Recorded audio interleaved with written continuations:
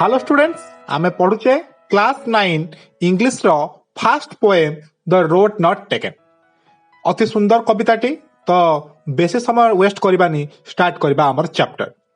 This is well known poem is about making choices and the choices that shape us.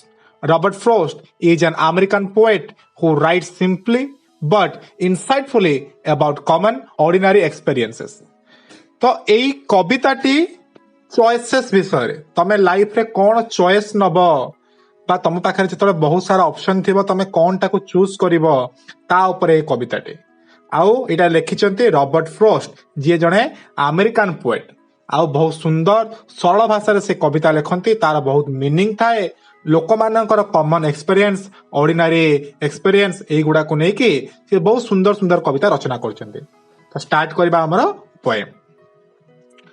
To roads diverged in a yellow wood and sorry I could not travel both and be one traveller long I stood and look down one as far as he could to where it bent in the undergrowth।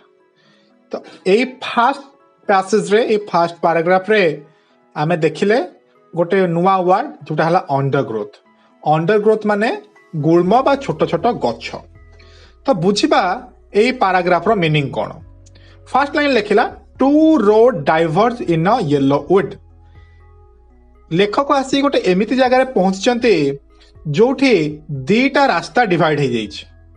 रास्ता सेठू दी भाग रे divide हो जाइछ। Diverse mean divide हो जाइछ। Yellow would would माने forest हाँ जंगल।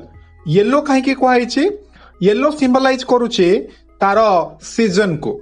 Generally autumn season रे फॉरेस्ट येलो देखा जाए कहीं ना पत्र सुखी जाई थाए सेते को पत्र झड़ा दबा आरंभ करथाए आउ सेति पई सेटा येलोइश देखा जाए। तो येलो रो हमें जानि पारले इटा होछि गोटे ऑटम सीजन। वुड माने फॉरेस्ट। तो लेखक गोटे एमिति जगह पहुंचती जंगल गोटे एमिति जगह पहुंचती जो रास्ताटा दी भाग डिवाइड हो जाइए। And sorry I could not travel both.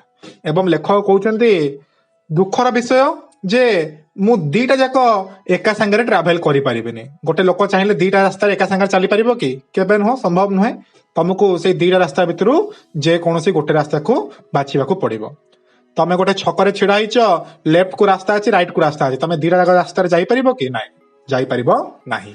तुमको जे कोनोसी गोटिए रास्ता ही बाछिबाको पड़िबो। And be one traveller long I stood and look down one as far as I could। तमे से जगह रे छिड़ा कि कोन करिबो दी पट को भलरे देखिबो एवं चिंता करिबो जे को रास्ता रे गले मते कोन सुविधा हबो तार फायदा कौन आग को जाए मत कौन फल मिल से सब तुम चिंता कर। तो लेखक से कले से छकरे बहुत समय छिड़ा हेले एवं गोटे रास्ता को से अनेले जेते दूर तांको आखि देखि पारुथिबो। आज फार आज ए कुड जेते दूर से देखि पारुथिबे सेते दूर से गोटे रास्ता को अनेले। To where it bend in the undergrowth. से रास्ता जो रास्ता को देखुतिले से रास्ता किछि बाट गला परे बेंड हो जाइछि किबा अंडरग्रोथ रे मिसी जाइछि। अंडरग्रोथ माने मु कहली गुल्म जातीय गछ छोट छोट गछ। तो ता भितरे से रास्ता उहान हो जाइछि। आमे जतबे गोटे रास्ता को देखु दूर पर्यंत देखु बहुत दूर गला पर सेटा देखा जायनि हमकु जोठी बेंड हेछि। तो बेंड आगु आमे देखि परिबा कि नहले सेठी जदी किछि गछ थिबो आमे देखि परिबा कि नाही।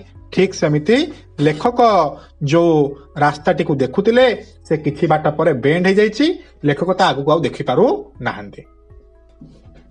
सेकंड पैसेज कोन कहला देखो। Then took the other just as fair and having perhaps the better claim because it was grassy and wanted wear, though as for that the passing there had owned them really about the same। तो एई paragraph रे एई passage रे poet कहिले जे जो रास्ता को से बहुत समय अनौथिले देखिले जो रास्ताटा बेंड हो जाइछि आगु जाइके ताकू छाड़ी की से अदर टा को चूज कले आर रास्ताटा को चूज कले। काहे की चूज कले तांकू लागिला एइटा होछि बेटर क्लेम। से रास्ता टू ए रास्ताटा बेसी भलो बेली तांकू लागिला। ଆଉ ଏମିତି ତାକୁ କାହିଁକି ଲାଗିଲା? Because it was grassy and wanted wear. Wanted wear ମାନେ ହଉଛି ଲେସ୍ ଟ୍ରାଭେଲ, ଯୋଉ ରାସ୍ତାରେ ଲୋକ କମ ଚାଲିଥିବେ। ହଁ, ରାସ୍ତାରେ ଘାସ ଉଠିଛି, ଏଠି ଗ୍ରାସି ମିନ୍ସ ଘାସ ଉଠିଛି। ଯଦି ସେ ରାସ୍ତାରେ ଅଧିକ ଲୋକ ଯାଇଥାନ୍ତେ ତାହେଲେ ସେ ଘାସ ଗୁଡାକ ଦଳା ଚକୁଟାରେ ମରି ଯାଇଥାନ୍ତା ଏବଂ ଜଣା ପଡିଥାନ୍ତା ଯେ ଏଇ ରାସ୍ତାରେ ଲୋକ ଯାଇଛନ୍ତି ବେଶୀ ବୋଲି। କିନ୍ତୁ ଯେହେତୁ ସେ ରାସ୍ତାଟା ଗ୍ରାସି ଅଛି, ଲେଖକ ଜାଣିବାକୁ ପାଇଲେ ଯେ ସେ ରାସ୍ତାରେ କମ ଲୋକ ଯାଇଛନ୍ତି। ଆଉ ତାଙ୍କୁ ଲାଗିଲା ଯେ ଏଇଟା ହିଁ ବେଟର ଅପସନ। କାହିଁକି ଲାଗିଲା? କାହିଁକିନା ଲେଖକଙ୍କର ସ୍ୱଭାବ ଗୋଟେ ଆଡଭେଞ୍ଚରିୟସ ଥିଲା। ଯୋଉ କାମ ସମସ୍ତେ କରିଥିଲେ ସେଇଟା ସେ କରିବାକୁ ଚାହୁଁନଥିଲେ। ହଁ, ସେ କିଛି ଅଲଗା କରିବାକୁ ଚାହୁଁଥିଲେ। ସେଥିପାଇଁ ଯୋଉ ରାସ୍ତାକୁ କମ ଲୋକ ୟୁଜ କରିଛନ୍ତି ବୋଲି ତାଙ୍କୁ ଫିଲ୍ ହେଲା, ସେଇ ରାସ୍ତାକୁ ସେ ଚଏସ୍ କଲେ ଏବଂ ତାଙ୍କୁ ଲାଗିଲା ଏଇଟା ଗୋଟେ ବେଟର ଅପସନ ବୋଲି। Though, as for that, the passing there had owned them really about the same.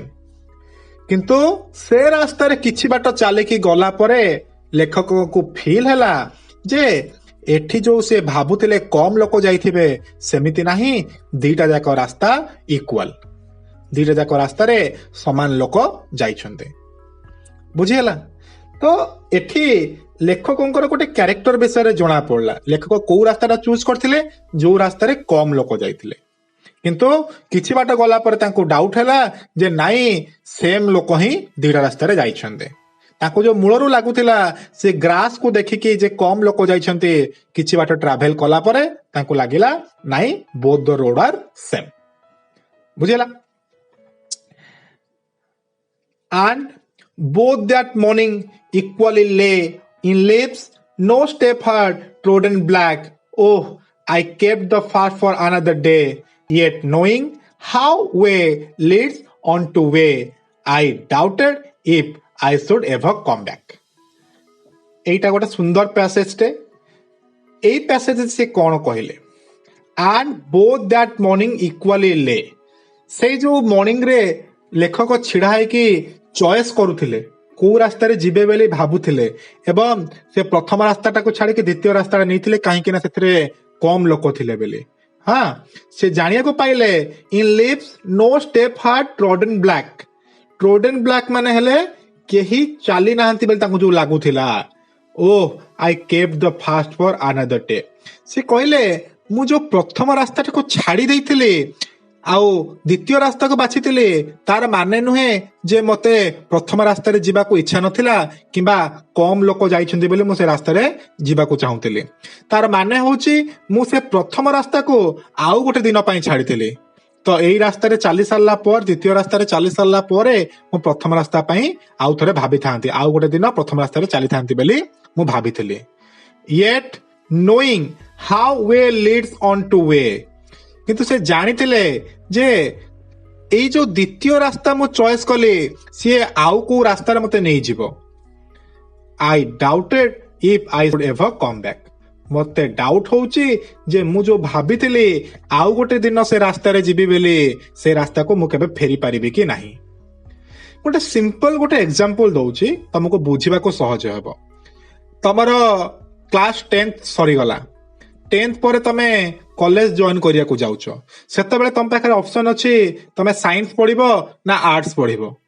ତ ତମେ ସେଇ ଭାବରେ ଛିଡା ହେଇକି ଦୋଛକିରେ ଦିଟା ଯାକ ଷ୍ଟ୍ରିମ୍ ବିଷୟରେ ଚିନ୍ତା କଲ। ସାଇନ୍ସରେ କଣ ବେନିଫିଟ୍ସ ଅଛି, ଆର୍ଟସରେ କଣ ବେନିଫିଟ୍ସ ଅଛି।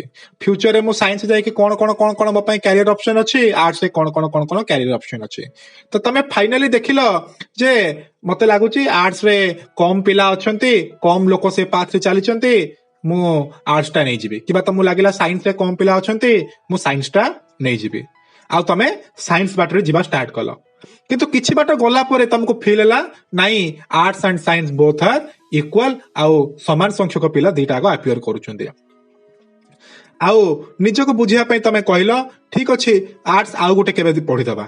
କିନ୍ତୁ ତମେ ଜାଣିଥିଲ ଯେ ସାଇନ୍ସ ୱାନ୍ସ ପଢିଲା ମାନେ ମୁଁ ତାପରେ ଏଇ ଯୋଉ ଲେଖିଲା how way lead on to way, सेटा तमे बुझिया को पाइलो जे मु साइंस नेली माने तापरे साइंस रिलेटेड जिंस सब पढ़ी जीवी कि मु जदि आर्ट्स नहीं तापरे आर्ट्स रिलेटेड जिंस पढ़ी जीवी मु साइंस नेली मे भी तापरे मु इंजीनियरिंग करिबी किबा मेडिकल करिबी किबा बीएससी करिबी तो मोर स्ट्रीम टा संपूर्ण भाबरे अलगा हे जिवो आउ मु केबे पूर्व पाथ को फेरी पारिबी नाही एटा गोटे सिंपल एग्जांपल तमर बुझिया पई तो एठी एग्जैक्टली तमर लाइफ रो चॉइसेस विषय रे कुआ जाईची जे तमे वांस गोटे चॉइस कला परे से रास्ता रे तुमको जिबाक पड़िबो तमे फेरी पारिबो कि नाही सेटा केही कहि पारिबे नाही नेक्स्ट पैराग्राफ पहिला I shall be telling this with a sigh.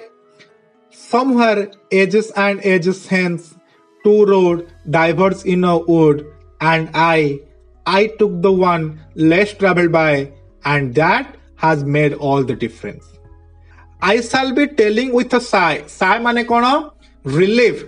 जेतବେଳେ तमे शांति रे निश्वास मारो ताकू तमे साय बेली को बा दीर्घ निश्वास छाड़ीबाकू तमे साय बेली को तो लेखक कहउछन्ती मो निश्वास छाड़ी के कहि पारिबी केबे समवेयर एजेस एंड एजेस माने कोन आफ्टर सम टाइम बा बहुत दिन परे किछि दिन परे जेतेबेले मु गोटे पोजीशन रे पहुंचबी सेतेबेले मु कहि पारिबी निश्वास मारी के two road diverge in a wood and I took the one less traveled by.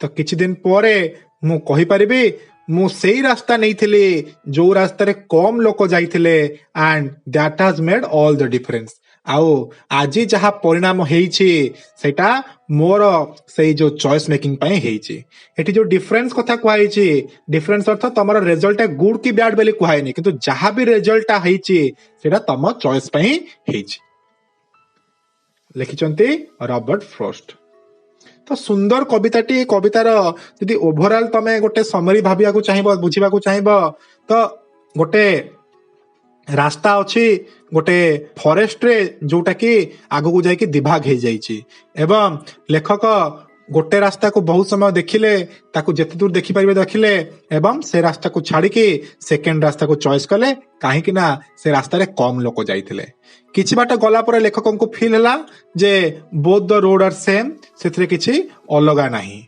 आउ से भाबितिले जे किछि दिन परे अनदर डे पई आउ गोटे दिन पई से ताकर फास्ट पाथ को बंचे की रखिछन्ते किंतु से जानितिले जे फेरीबार कोनोसी बाट नाही केवल निजको सांत्वना दवा पई से कहले जे आउ केबे मो फास्ट रोड टा को चूज करिवे किंतु बहुत वर्ष परे से दीर्घ निश्वास मारी के कहले मु जो चॉइस नहीं थिली मु जो चॉइस करिथिली से चॉइस ही सब डिफरेंस क्रिएट करिछि आज मु जो परिस्थिति रे अछि केवल मोर चॉइस पई मु आज भलरे अछि किबा मु आज खराब रे अछि आ पई केवल मो चॉइस ही दायी तो ये थिला द रोड नॉट टेकन बहुत सुंदर कविताटी किंतु इनडायरेक्ट कविताटी तुमको लाइफ रे केते बळे कोन चूज करबा को हेले चॉइस करबा को हेले तमे एई कविता को मन पकई पारिबो एथरु तमे इंस्पिरेशन पाई पारिबो ठीक अछि कविता को एट रखिबा